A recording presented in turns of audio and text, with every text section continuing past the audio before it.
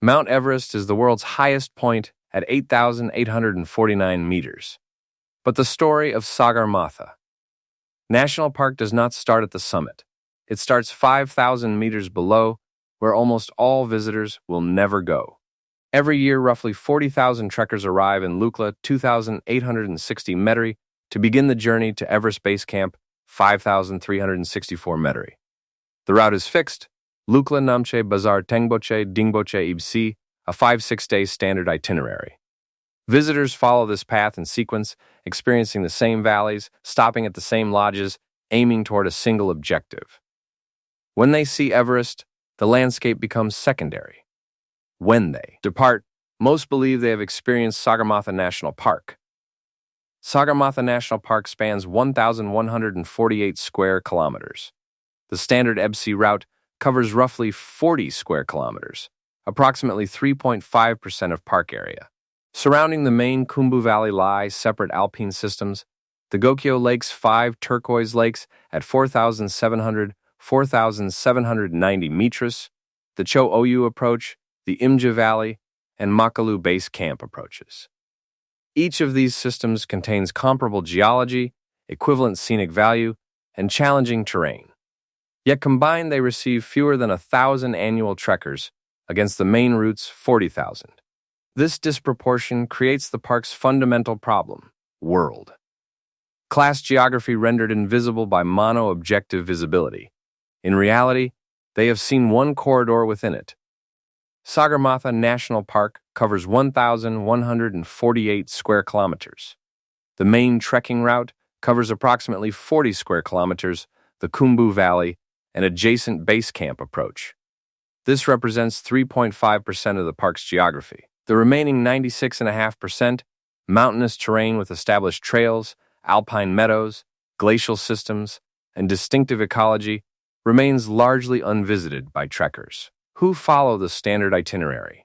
The vertical structure: 5 distinct elevation zones. Sagarmatha is organized vertically rather than horizontally.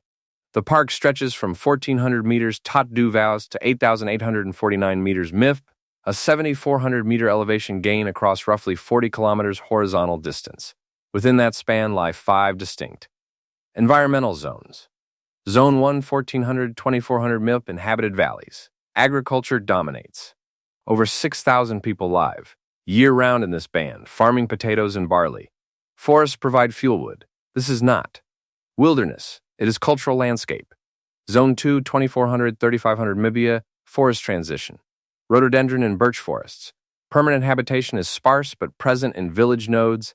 Tengia. Oxygen reduction reaches approximately 25% of sea level pressure. Zone 3, 3,500, 4,500 Mibia, alpine meadow. No trees. Sparse grazing. Permanent habitation becomes impractical. Oxygen now 40% reduced. Zone 4, 4,500, 5,500, high alpine and glacial margin.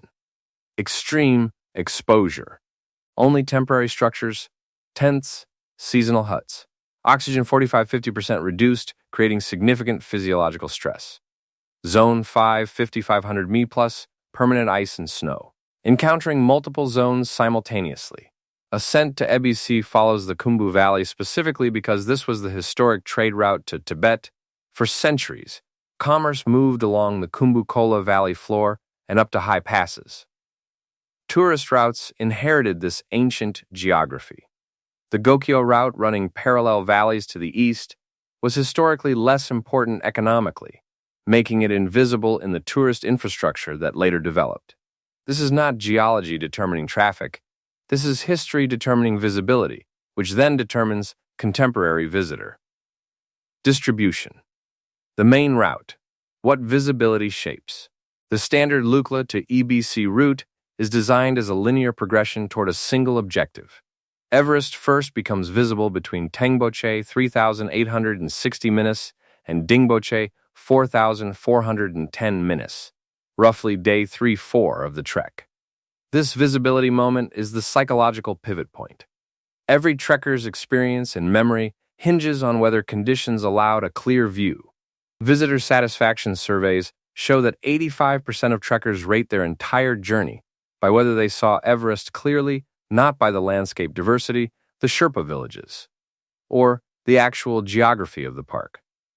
The route is fixed because of topography. Major ridges and peaks separate valleys, making cross-valley movement difficult.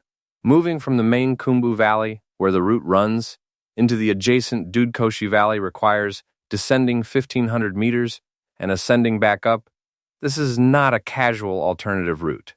Cho Oyu Valley, Imja Valley, the Gokyo Lake system, all lie within the park, all are accessible, all receive fewer than 1,000 annual trekkers combined, while the main route receives 40,000 plus. Visibility shapes where human attention flows. The Khumbu Glacier. Evidence of ongoing change. The Khumbu Glacier is 17 kilometers long, 4-5 kilometers wide, heavily crevassed throughout. It has retreated approximately 100 meters annually since the 1970s. This is not theoretical speculation. This is measured change from documented base points. The glacier's lower section contains severe crevasse fields, avalanche hazard zones, and ice terrain that shifts with each season. The Icefall Clinic, a fixed rope system placed by experienced Sherpa annually, relocates yearly because the glacier reorganizes.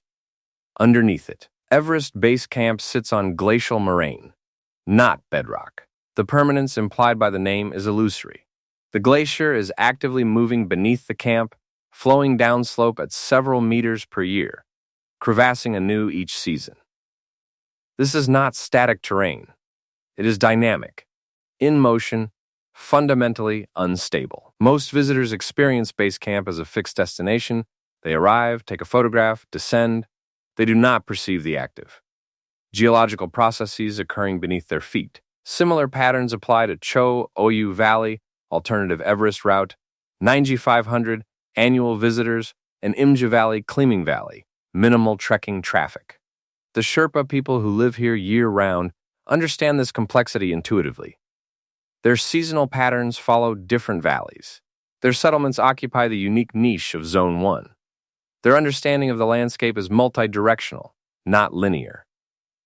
When they guide visitors on the standard EBC route, they are showing one version of what they know.